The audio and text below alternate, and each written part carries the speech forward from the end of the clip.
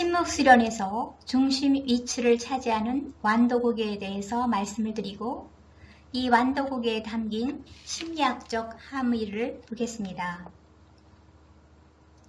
저는 5이라는 숫자를 좋아하게 됐는데 보통의 꽃잎을 세어보면 5개가 참 많습니다. 꽃잎이 5개인 이유가 무엇일까? 하느님은 5개의 꽃잎을 보여주시면서 우리에게 가르쳐주고 싶으신 것이 무엇일까 하고 생각했습니다. 저는 5개의 꽃잎을 볼 때마다 사부님의 완도고개와 면역모와 영성 발달의 5단계를 떠올립니다. 침묵 수련의 핵심인 완도고개는 내적 침묵과 외적 침묵, 영원 침묵 이렇게 신부님께서 직접 나누셨고요. 이 5가지의 수련은 우리의 사고, 마음, 몸, 양심, 자유의지를 챙김하는 오관 침묵, 사욕 침묵, 동작 침묵, 이성 침묵, 그리고 의지 침묵입니다. 우리 자신을 섬세하게 돌보고 챙김하여 자아를 훈련하고 성장하도록 돕는 수행적, 영적 도구입니다. 창술신부님의 이 침묵을 일상적인 언어로 표현하면 돌봄, 챙김, 관리라고 표현할 수 있을 것 같습니다. 이 중에서 가장 적당한 단어는 순수 우리말인 챙김이라고 생각됩니다. 그럼 단계별로 한번 읽어보겠습니다. 내적 침묵에서 첫 번째, 분심 잡념을 물리치고, 신부님은 이것을 오관 침묵이라는 부제를 달았습니다. 2는 사욕을 억제하고, 그래서 사욕 침묵이라고 부제를 달았습니다. 3은 용모의 명랑과 평화와 미소를 띄우고, 언사의 불만과 감정을 바라지 말고, 태도에 단정하고 예모답고 자연스럽게 하고, 이렇게 용모, 언사, 태도를 함께 말씀하시면서 동작 침묵이라고 하셨습니다. 4는 양심불을 밝히고, 그래서 이것은 이성 침묵이라고 하셨고요. 5는 자유를 천주께 바치고 그 성의를 따를지니라. 그래서 의지 침묵이라고 하셨습니다.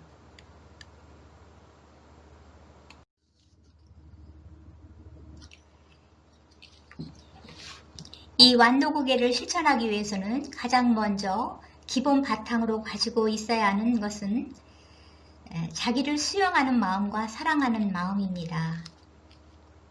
자기 자신을 있는 그대로 받아들이고 아끼지 못하는 사람이 어떻게 자기 자신을 돌보고 챙김을 할 수 있겠습니까? 엄밀하게 보면 자기를 돌볼 줄 모르는 사람은 남도 돌볼 줄 모르는 것이죠. 반대로 남을 무시하는 사람을 잘 살펴보면 그의 깊은 내면에서 자기를 무시하고 있다고 심리학은 말해줍니다. 자기를 무시하는 것과 이타심과는 구별을 잘 해야 하는 부분입니다. 면역모와 영성은 자기를 없애고 자기를 버리는 것이 아니라 자기를 돌보고 사랑해야 하는 것이라고 누차 말씀드렸습니다. 무아에 관해서는 대월 단계에서 가서 말씀을 드릴 것입니다. 자기를 있는 그대로 수용하지 못하고 인정하지 못하고 관리하지 못하고 챙김할 줄 모른다면 완도고개를 실천할 바탕이 없다고 볼 수 있는 것입니다. 창설신부님의 이 완도고개는 진선미를 그 철학적 바탕으로 깔고 있습니다. 이성의 대상은 진이고 의지의 대상은 선미애라고 하면서 인격의 조화와 균형적 발전을 위해 진리와 선과 아름다움과 사랑의 가치를 이 완도고개에 담은 것입니다. 우리 수도자들이 아침에 자주 부르는 창설신부님이 지은 묵상가의 한 대목을 소개합니다. 동물성엔 의식주요 영성에는 진선미니 선우책을 알아하세 진선미가 앞서면 의식주는 따르나니. 이런 노래말에서 영성생활을 하려거든 진선미를 우선적 가치로 앞세우고 나머지 의식주는 다 따라온다고 말씀하고 계십니다.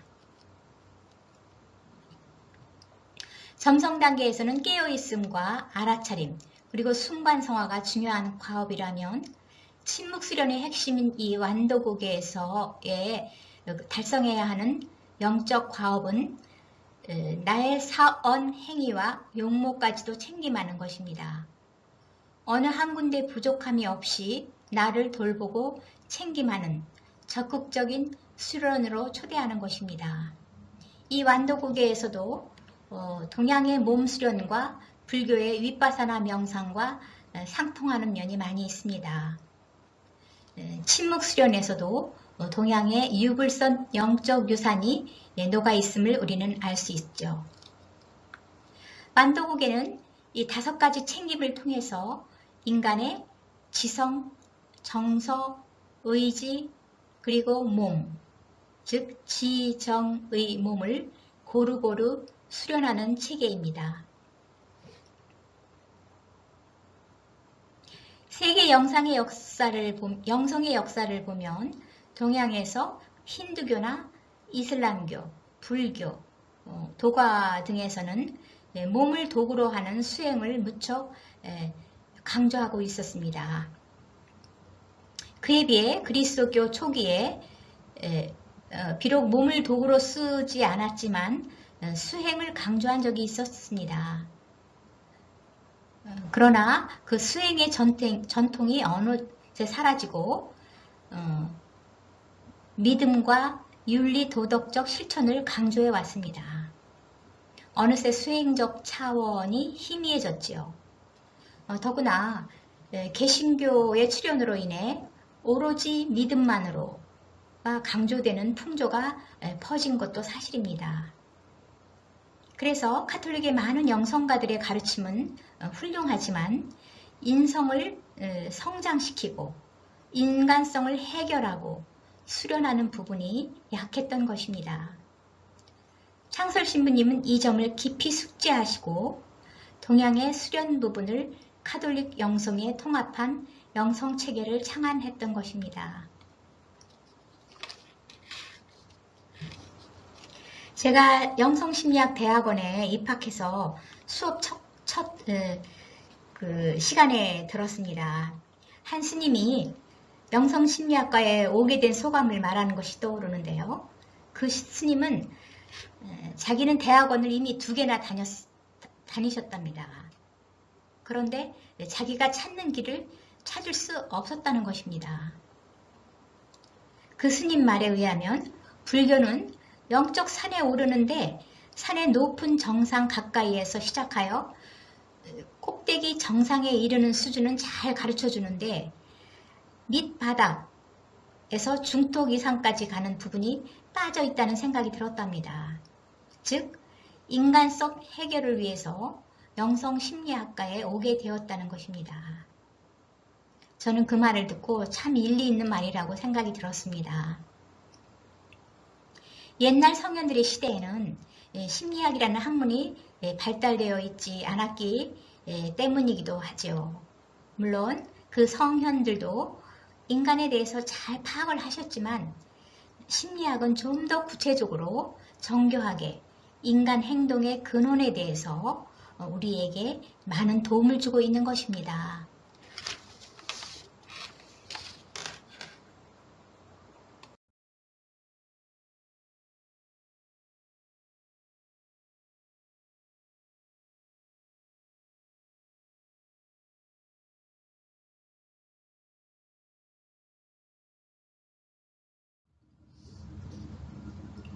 이제부터는 완도고개를 심리학적인 측면에서 차례차례로 보겠습니다.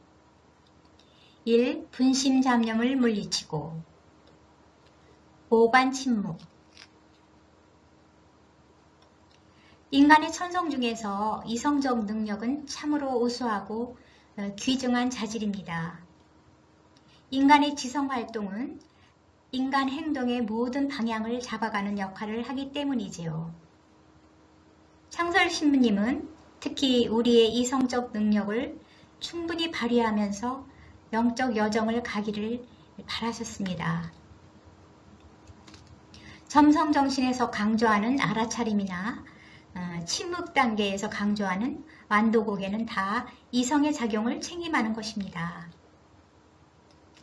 이 인간의 중요한 이 이성 능력 혹은 지적 능력을 제대로 쓰기 위해서는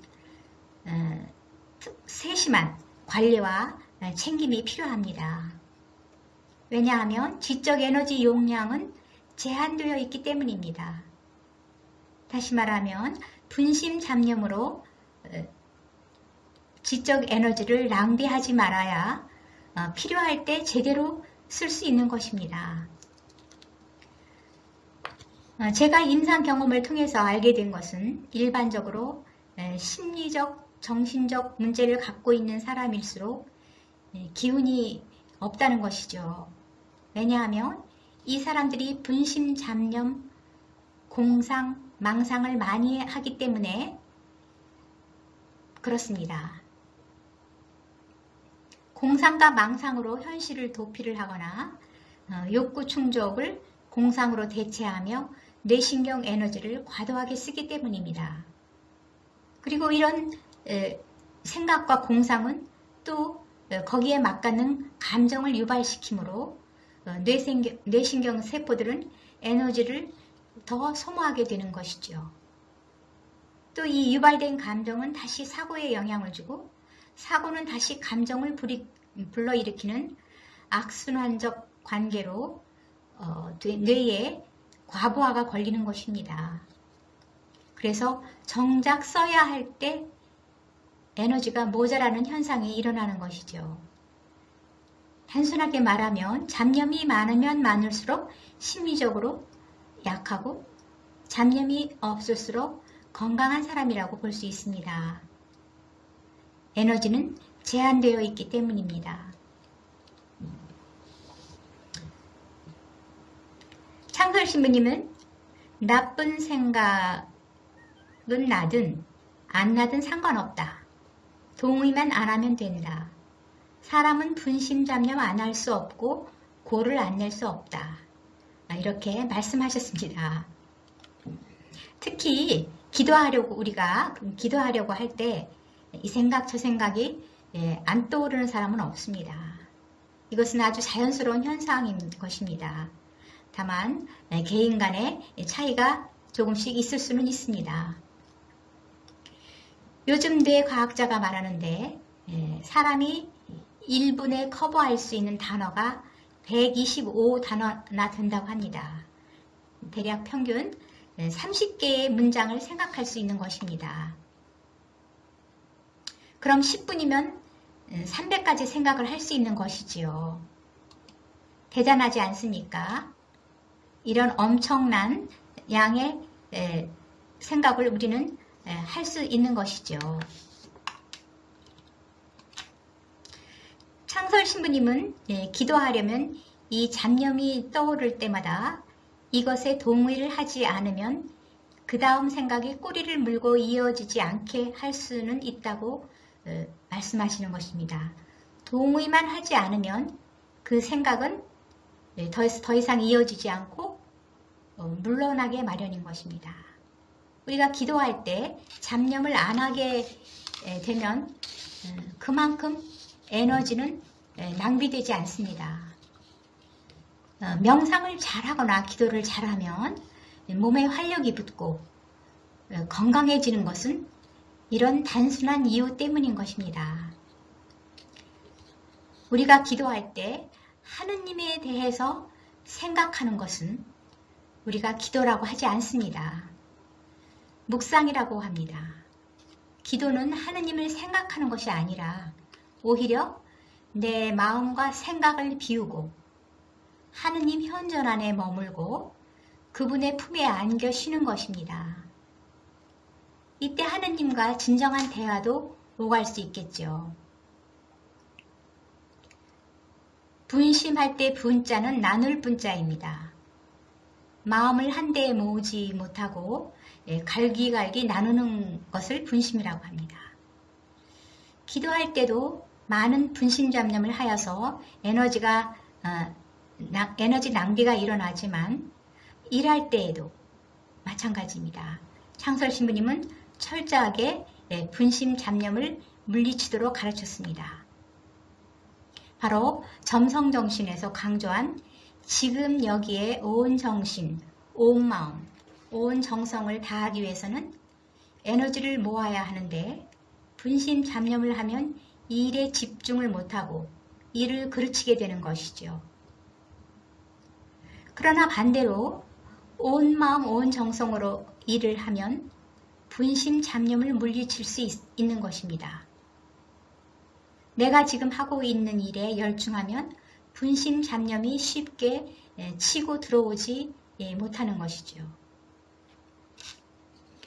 불교에서도 인간의 이성작용을 무척 강조하고 있는데요. 불교에서는 무지로 인한 잘못된 견해 때문에 가래가 생긴다고 했습니다. 이 가래가 고통의 원천이라고 보았는데요.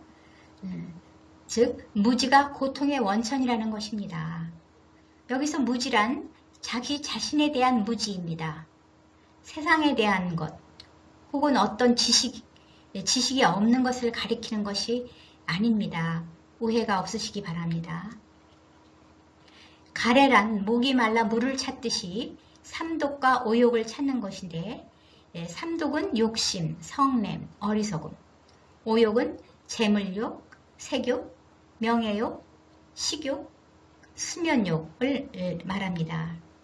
이 가래로 인하여 번뇌와 망상이 일어나고 번뇌, 망상은 사람의 정신과 기운을 흐리게 하고 마침내 진기가 말라서 병을 얻을 수 있다라고 말합니다. 진기가 마른다는 것은 바로 에너지가 딸린다는 것과 같은 말입니다. 다시 정리하면 불교에서 무지가 가래를 생산하고 가래는 번뇌와 망상을 생산하고 번뇌와 망상은 사람의 정신과 기운을 흐리게 하고 그것은 마침내 몸의 병을 만든다고 하였습니다. 이것을 볼 때 불교에서도 이성작용, 그 중에 번뇌, 망상, 즉 잡념이 결국 몸에 큰 영향을 준다고 말하는 것입니다. 분심이 기도나 일을 방해하고 에너지를 많이 낭비하는 것도 있지만 또 아주 안 좋은 중요한 것이 또 있습니다. 그것은 바로 지금 자신과 지금 내가 마주하는 현실에 대한 알아차림을 방해한다는 것입니다. 이것이 무지입니다. 앞서 말한 것처럼 불교에서는 자신에 대한 무지가 모든 괴로움의 원천이라고 말합니다. 몸의 건강뿐 아니라 모든 괴로움의 원천이라고 하는 것이죠. 이처럼 분심 잡념이 얼마나 안 좋은 것인지 우리는 알 수 있습니다. 여기서 자신에 대한 자각, 암, 알아차림이 얼마나 중요한가를 우리는 새삼 느낍니다. 제 생각에 영성생활의 반은 이 자각과 관련한 이슈인 것 같습니다. 심리학에서 사고는 감정에 영향을 미치고 감정은 다시 사고에 영향을 미친다고 말합니다. 영성생활을 하기 위해서는 마음의 평화가 굉장히 중요합니다. 호수의 수면이 잔잔하면 주변 경관을 왜곡됨 없이 반영하는데 물결이 일면 주변 사물이 일그러지고 파도가 치면 반영이 제대로 일어나지 못하는 것과 마찬가지입니다. 우리가 정서적 안정과 평화를 유지해야 한다고 말하는 이유는 인사물 현상을 왜곡되게 해석하지 않고 잘 알아차림하고 제대로 볼 수 있기 위함입니다. 왜곡되게 인식하고 해석을 하면 그 생각 때문에 감정의 지배를 또 받게 되는 것입니다. 그러니까 악순환이 일어나는 것이죠. 이렇게 되면 우리는 사물만 왜곡되게 보는 것이 아니라 나중에는 하느님까지도 왜곡되게 보게 되는 것이죠. 우리 사부님은 우리의 많은 생각이 쓸모가 있는 것인지 쓸데없는 잡념인지를 잘 챙김할 것과 우리의 오관을 챙김할 것을 완도국에 첫 번째 담았습니다. 우리 신부님은 이 생각 챙김에 오관 침묵이라는 부제를 달았는데 왜 그랬을까요? 오관, 즉 시각, 청각, 후각, 미각, 촉각. 이 오관들은 모든 외부 정보와 자극을 받아들이는 문과 같은 기관들입니다. 불필요한 정보와 자극은 들여보내지 말아야 하고 또 언행을 통하여 아무 것이나 내보내지 말아야 하는 것을 시사하고 있습니다. 우리가 분심 잡념을 하는 이유 중에 하나가 외부로부터 오는 정보와 자극 때문입니다. 우리에게 이 이로운 것들은 취하고 해로운 것들은 들여보내지 말아야 할 것을 시사하고 있는 것이죠. 사람이 심리적으로 건강한가 아닌가를 잴 수 있는 지표가 되는 것 중에 하나가 이 오감각이 얼마나 잘 작동하는가 아닌가로 알 수 있습니다. 그래서 심리학 입문을 공부할 때 이 5 감각에 대해서 공부를 많이 합니다.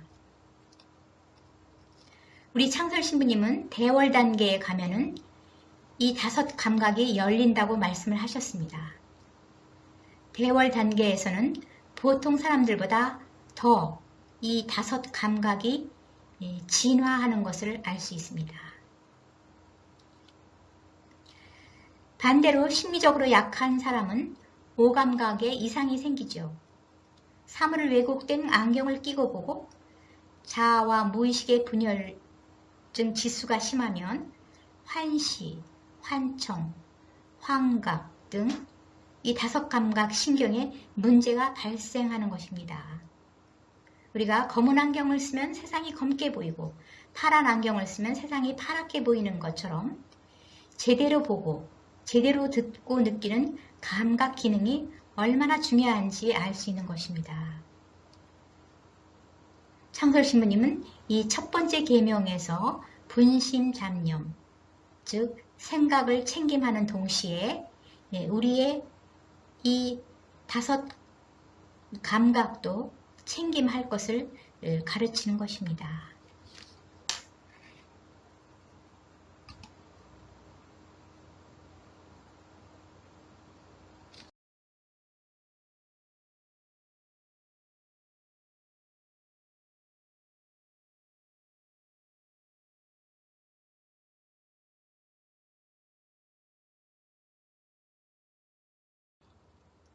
이는 사욕을 억제하고 사욕 침묵입니다. 성경에서는 구하라 받을 것이다, 찾으라 얻을 것이다, 문을 두드리라 열릴 것이다, 누구든지 구하면 받고 찾으면 얻고 문을 두드리면 열릴 것이다.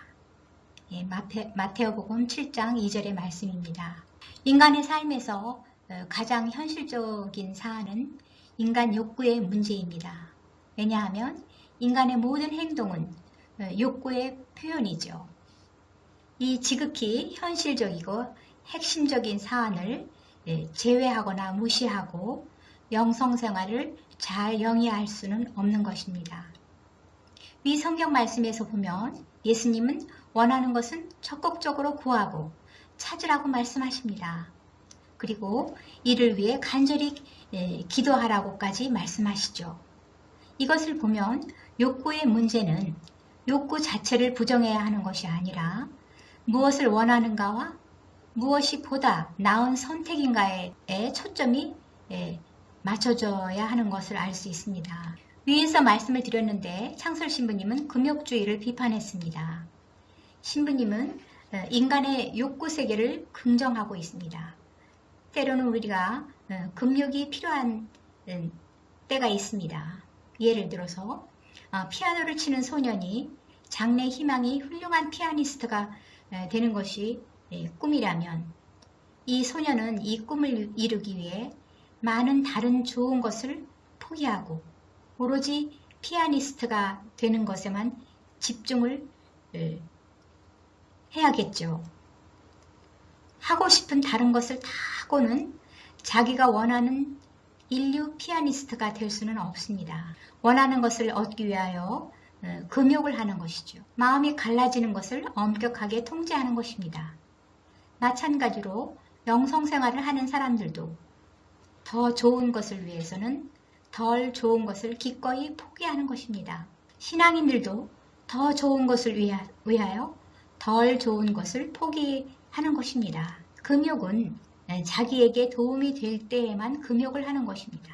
수도자 혹은 영성생활을 하는 사람이 단순히 인생의 즐거움을 누리면 안 되는 것처럼 생각하면 큰 오해입니다. 창설신부님의 예화를 말씀드리겠습니다. 창설신부님의 일생을 보면은 신부님은 일제의 압박 속에서 많이 사셨죠. 그런 다음에 한국 전쟁을 거치면서 피비린내 나는 이념 갈등의 상황, 또 민주화를 위해 투쟁을 많이 했던 그 격동의 시대를 온몸으로 견디며 사셨습니다. 그러나 그는 그 와중에도 신명나게 사셨습니다. 많은 분들이 그렇게 말을 합니다. 너무나 놀라울 정도로 그렇게 사셨습니다. 시대는 암울하고 불운하지만 신부님은 거기에 굴하지 않고 즐겁게 하셨습니다. 신부님은 하느님과의 진한 통교와 일치를 맛보면서 신비경에 자주 빠지셨지만 그 외에 다른 할 수 있는 모든 것을 즐겼습니다. 일제의 총속 밑에서는 몰래 숨어서 영어 회화를 배우셨답니다. 앞으로는 반드시 미국이 일본을 이길 것이라고 장담하신다면서 영어를 몰래 배우셨죠. 또한 명가를 쓰고 작곡을 하고 신학생 때는 명동성당 울갱까지 전담으로 치시고 수녀들에게는 매일 노래를 가르치시고 이렇게 음악을 즐기셨습니다.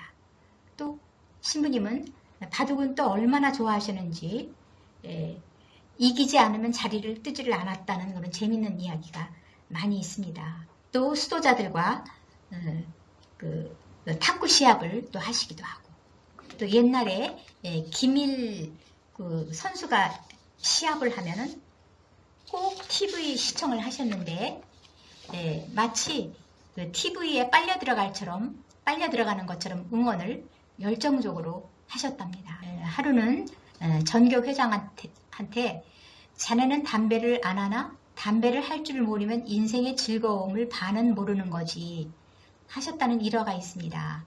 담배도 즐기시고 또 바둑 두시면서 막걸리도 즐기시고 선문답 같은 것을 즐기셨죠. 또 음식은 돌아가시기 전까지도 얼마나 잘 드셨는지 모릅니다. 그렇게 엄격하게 점성정신과 침묵 수련을 하셨지만 즐길 것은 다 즐기는 그 모습에 감탄이 절로 나옵니다. 신부님 또 나무 전주를 무척 좋아하셨습니다. 그저 나무에 올라가시고 많이 전지를 하셨죠. 저는 창설 신부님을 가까이서 본 행운이 많은 사람입니다. 제가 신부님에 대한 산 증인이기도 하죠. 그분은 또 얼마나 멋쟁이셨는지 몰라요. 외출하실 때 보면 멋들어진 모자와 망토를 두르시고 그렇게 나오면 인류 멋쟁이처럼 보였습니다. 주어진 상황 안에서 기쁘고 즐겁게 그리고 늘 미소를 지으며 생기 충만하셨습니다. 회원들과는 운동 시합도 하고 일도 같이 하시고 윷놀이도 하시고 이런 모습들이 사진으로 다 남아 있습니다. 또 창설 신부님이 좋아했던 것이 있는데요. 감시를 디자인한다든가 또 수도복을 디자인하고 남녀 수도복이죠. 그 다음에 복자회 로고도 신부님이 디자인하셨고요. 또 수사원 최초의 그 수사원 건물 디자인까지 당신이 직접 하셨습니다. 이 멋있는 건물은 지금 서울시의 보호문화재로 지정이 되어 있죠. 이렇게 늘 창조적인 작업을 하셨습니다. 또 신부님은 기계를 좋아하셨답니다. 모든 가전제품들을 다 뜯어보셨다는 거죠. 무척 지적 활동이 왕성하셨던 것 같아요. 젊을 때는 수녀원에 무엇이 고장나면 다 신부님한테 갖다 드리면 신부님이 다 고쳐주셨습니다. 그런데 연로하시게 되신 후부터는 이제 다 뜯어놨는데 맞추지 못하게 되는 거죠. 이래서 문제가 생겼습니다. 수녀님들하고 갈등이 생긴 거죠. 그래서 신부님은 어느 날 갑자기 사라지셨습니다. 사라지시더니 아주 오색 찬란한 묵주알들을 많이 사오셨답니다. 그 뒤로부터는 앉아서 기계를 뜯는 대신 묵주를 만드셨는데 그 묵주도 제가 봤습니다. 얼마나 컬러풀하게 만들었는지 모릅니다. 수녀님들은 아직 그런 색깔 있는 묵주를 낯설어 할 때이죠. 지금은 아주 묵주들이 다양한 색깔로 예쁘게 많이 나오지만 옛날에는 오로지 한두 가지 색깔 뿐이었습니다.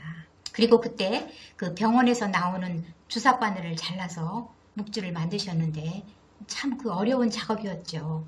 그런데도 워낙에 솜씨가 뛰어나서 잘 만드셨던 것입니다. 노년에는 이렇게 묵주를 만들어서 하나씩 수녀들에게 주는 것이 낙이셨습니다. 당신이 취미생활을 위해서 돈을 들였던 것은 하나도 없지만 수도생활의 조건 안에서 돈을 모르고 청빈하게 사셨지만 늘 창조적인 작업을 하면서 즐기면서 멋진 인생을 사셨습니다. 한때는 신부님이 새들을 좋아하셔가지고 날마다 창문을 열고 맞아드리고 또 내보내고 맞아드리고 이런 일과를 보내셨다고 합니다. 제 개인적인 경험 얘기를 말씀을 드리겠습니다. 제가 신부님을 처음으로 가까이 뵙고 큰 감동을 받은 이야기인데요. 저희는 수녀원에 와서 첫 1년 지원기를 보내고 나면은 청원기에 들어가기 전에 15일 동안 집으로 보내줍니다. 짐을 다 싸놓고 이제 집으로 가는 거죠. 가서 앞으로 수도 생활을 정말로 할 것인가 말 것인가 심사숙고하라고 일종의 반성기를 주는 것입니다. 저는 저희 반에 제주도 출신인 자매랑 무척 가까웠는데요. 이때 이 자매랑 제주도로 직행을 하였습니다. 제주도를 여기저기 많이 구경하고 다녔는데 하루는 창설 신부님이 제주도에 오셨다는 소문을 들었습니다. 우리는 수사원에 달려갔죠. 신부님을 위해서 놀아드리자고 수사원을 방문했습니다. 그때 신부님이 78세셨는데 백발이 성성하셨죠. 지금 78세랑 비교하시면 안 됩니다. 지금은 평균 수명이 그때보다 10세 넘게 올라갔죠. 지금은 아마 90세도 훨씬 넘은 정도로 생각을 하시면 좋을 듯 합니다. 우리는 가까이 신부님에게 다가가서 인사를 한 다음에 신부님 저희들하고 놀아요 이렇게 말씀드렸더니 신부님께서 환한 미소를 지으시면서 그 유명한 100만불짜리 미소를 지으시면서 미안해 하시는 거예요. 당신이 지금 바쁘시다는 겁니다. 저희들이 뭐 하시는데 그렇게 바쁘세요? 그렇게 여쭸더니 신부님은 금붕어를 가리키면서 나 얘네들하고 놀아야 되는데 하시는 거예요. 저는 그때 신부님의 그런 모습을 보고 직관적으로 와 대단한 분이시다 라고 느꼈습니다. 완전히 물고기에 빠져있는 모습이었습니다. 성인으로서 물고기와 하나가 될 수 있는 사람들이 흔하지 않죠. 어린이일 때 우리는 그럴 수 있습니다. 그때 저는 어린 저였지만 신부님이 보통 분이 아니시구나 라고 속으로 느꼈습니다. 옛날 성인전을 읽으면 성인들은 고상한 행동만 하고 즐기는 것은 더더욱 상상할 수 없습니다. 그런데 우리 창설 신부님은 완전히 달랐습니다. 창설 신부님은 인생을 그 암울한 시대 상황에서도 신명나게 흥겹게 삶을 즐기셨습니다. 그래서 저는 신부님은 굉장히 그 현대의 그 성인의 모델이 아닐까 이렇게 생각을 합니다. 예, 신부님 이야기는 여기서 저는 신부님 이야기를 많이 하고 싶지만 여기서 끝내겠습니다. 신부님께서는 진정한 인생관이 없는 세상은 사욕의 파도가 요란하거니 라고 말씀하십니다. 신부님께서 사욕의 동인으로 제시한 것 중에 하나가 바로 진정한 인생관의 부재라고 보셨습니다. 진정한 인생관과 가치관이 정립되어 있지 않으면 사욕의 바다에서 헤맬 수밖에 없다는 것이죠. 그래서 창설 신부님은 영성의 바탕으로 제시한 점성정신에서 세상이 추구하는 페르소나, 가면들에서 자유롭게 되기를 먼저 제시하신 것입니다. 왜냐하면 그 사람의 가치 체계에 따라서 욕구의 체계도 달라지는 것이니까요. 또한 이 가치 체계뿐만 아니라 확고한 자기 정체성을 확립을 먼저 해야 되는 것입니다. 이스라엘 사람들이 참 학문적으로나 경제적으로나 모든 면에서 역사적으로 우수한 사람들을 많이 배출했습니다. 이스라엘 그 부모들은 자기 자녀가 아주 어릴 때부터 너의 참 아버지는 하느님이시다 라고 가르친다고 합니다. 그래서 이스라엘 사람들은 진정으로 자신의 아버지를 하느님으로 생각하고 자기들은 하느님의 자식이라는 자아 이미지를 갖고 살아가기 때문에 그 험난한 고통의 역사 속에서 살아남으며 훌륭한 인물들을 많이 배출해 오고 있는 것입니다. 그들의 힘의 원동력은 그들의 정체성에서 온다고 쓴 글을 읽은 적이 있습니다. 정말 참 많이 공감이 되는 글이었습니다. 우리도 우리의 정체성에 대해서 다시 한번 묵상해 보면 좋겠습니다. 우리의 정체는 그럼 무엇일까요? 나라는 인간은 하느님의 신성을 나눠받은 고귀한 존재입니다. 하느님의 자녀라고 불리는 존재. 또 성경에서는 그거보다 더하죠. 또 하느님의 파트너라고 부릅니다. 또 하느님의 연인이라고 또 불리는 존재죠. 또 예수님은 우리 보고 나의 벗이라고 불렀습니다. 이처럼 성경에서는 우리의 정체성이 정말 대단한 고귀한 정체성이죠. 그런데 나를 그저 동물군으로 생각하면 그에 맞는 욕구를 발달시킬 것이고 나를 못난이 시시한 존재라는 정체성을 갖는다면 그들이 갖는 욕구마저도 그에 준한 욕구를 발동할 것입니다. 심리학은 개인이 어떤 자아 이미지 혹은 어떤 자아 정체성을 지녔나에 따라서 그의 모든 행동이 달라진다고 밝혔습니다. 다시 말하면 어떤 정체성을 지녔나에 따라서 그리고 어떤 가치관을 지녔나에 따라서 그 사람의 욕구 체계가 달라진다는 것입니다. 방신부님은 마음의 쾌락을 누리라고 초대하는데 빛이 오면 그렇게 된다고 말합니다. 빛을 가리는 것, 빛을 방해하는 것 중에 하나가 사욕입니다. 그래서 사욕을 끊어버리라고 강조하시는 것이죠. 사욕은 인간성을 파괴하고 근원적인 쾌락과 행복을 망친다고 하시는 것입니다. 이 욕구의 문제는 참 많이 복잡한 문제인 것 같습니다. 이는 우리 인간성과 직결되는 문제이기 때문에 자기 자신에 대해서 공부하고 이해하고 알아차림하지 않으면 결코 쉽게 해결하기가 쉽지 않다고 봅니다.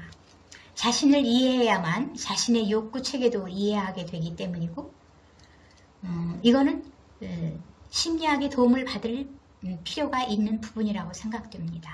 바오로 사도의 말씀을 들어보겠습니다. 로마서 8장에 나오는 말씀이죠. 나는 내가 하는 일을 도무지 알 수가 없습니다. 내가 해야겠다고 생각하는 일은 하지 않고 도리어 해서는 안 되겠다고 생각하는 일을 하고 있으니 말입니다. 중략하고요. 내 몸속에는 내 이성의 법과 대결하여 싸우고 있는 다른 법이 있다는 것을 알고 있습니다. 그 법은 나를 사로잡아 내 몸속에 있는 죄의 종이 되게 합니다. 과연 나는 비참한 인간입니다. 바오로 사도는 나는 과연 비참한 인간입니다. 라고 통탄하고 있습니다.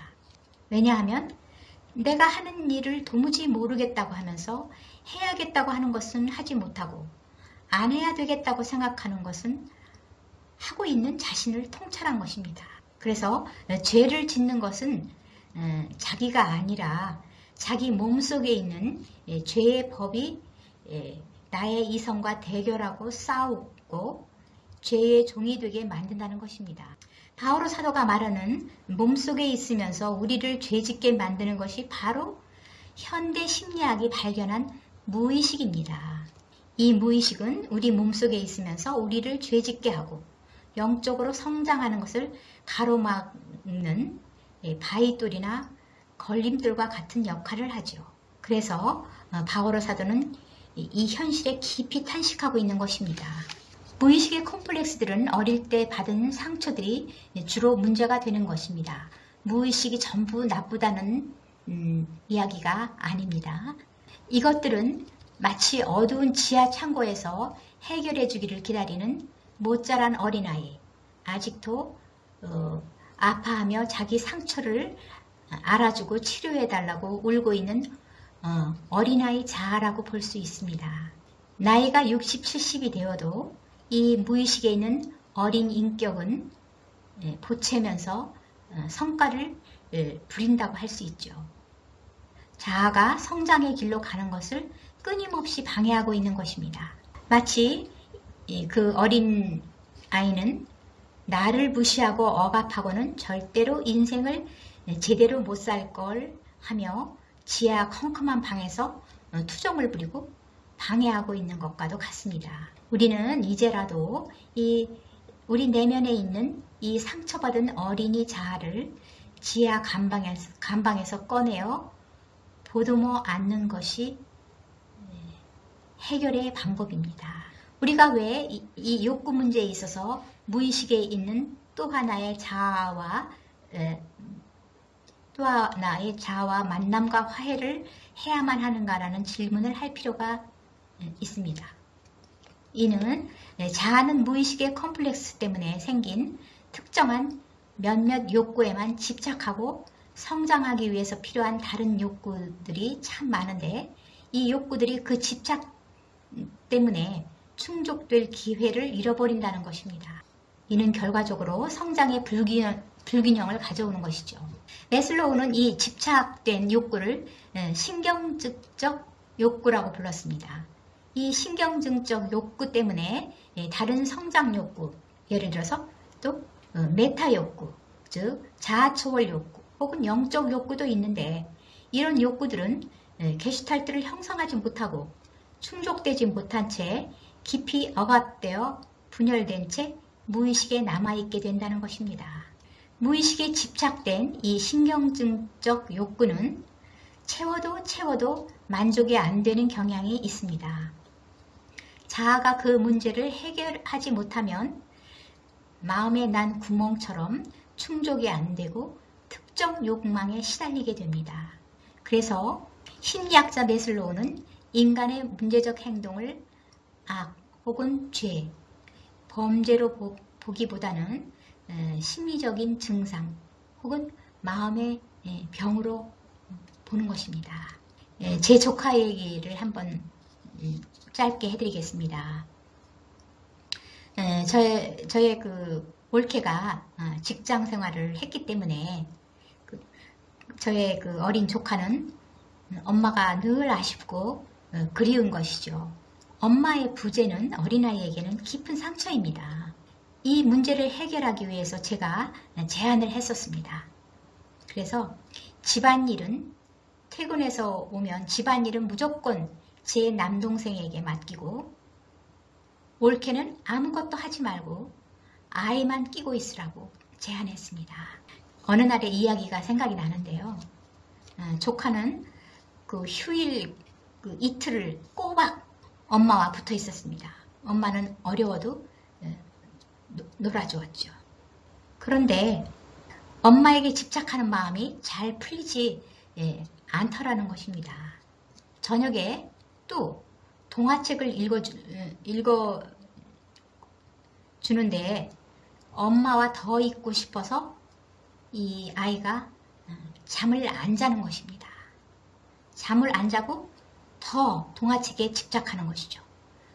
한 권 읽으면 또 두 권, 세 권, 제가 상상하기 어려운 숫자를 들었습니다. 거의 100권을 읽었다나 얇은 책이겠죠, 물론. 어디까지 가나 보자. 이러고 읽어줬답니다. 이렇게 해결하기 어려운 문제입니다. 그래서 이것이 해결이 안 되면 죽을 때까지 우리는 이런 모습을 어떤 특정한 것에 집착을 하게 되는 것이죠. 결론적으로 정리를 해보겠습니다. 사욕을 책임하려면 첫째, 사욕을 일으키는 가면들로부터 자유로워져야 하고, 다음에 우리의 정체성을 확고히 하고 예수님이 제시한 가치관을 형성해야 사욕으로부터 해방되는 데 도움이 될 수 있습니다. 두 번째, 우리 본체의 많은 부분을 차지하는 무의식과의 만남을 정성껏 하는 과정을 통해서 무의식과의 화해, 치유를 통해서 사욕을 해결할 수 있는 것입니다. 이러한 내면의 무의식에 대한 돌봄이 없이는 사욕을 해결할 수 없고, 더구나 영적 욕구는 충족될 기회조차 갖지 못하게 됩니다. 이런 무의식에 또 다른 자신과의 만남을 정성껏 하는 내면 작업을 하고 장애물을 치우는 내적 작업이야말로 최고의 질 높은 기도가 되는 것입니다. 자신과의 화해, 즉 아직도 자라지 못하고 보채고 있는 내면 아이와의 만남은 인성의 핵인 하느님과의 만남을 용이하게 만들기 때문입니다. 감을 달라고 기도하기보다는 감을 딸 수 있도록 용기와 지혜를 청해서 감을 우리 스스로 딸 수 있어야 하는 것입니다.